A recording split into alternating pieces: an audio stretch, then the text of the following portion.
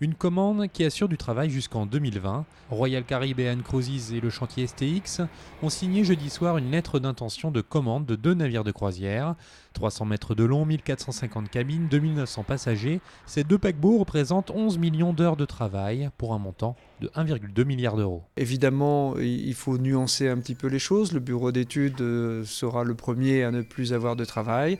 Il faut trouver des commandes en 2016 pour le bureau d'études. Les ateliers ont du travail jusqu'en 2019 et puis les métiers d'armement jusqu'en 2020. Ce sont des paquebots de très haut niveau en termes de luxe et qui ont la volonté de pouvoir aller presque partout dans le monde, pas dans les glaces, mais sous tous les climats, de pouvoir passer le canal de Panama, le canal de Suez. L'armateur américain Royal Caribbean Cruises est un client historique du chantier nazérien qui lui avait construit 12 navires dans les années 80 et 90.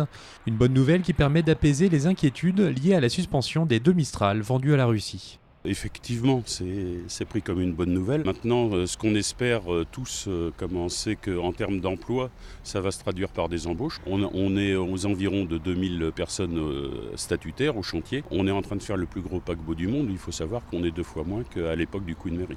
Depuis 2 ans, on a embauché 250 personnes en CDI. On a encore une cinquantaine de personnes qui sont en processus d'embauche. Et très vraisemblablement, on va encore en ajouter un certain nombre suite à la prise de cette commande. La construction du premier navire devrait commencer à l'été 2016, le second un an plus tard, pour une livraison 2018 et 2020.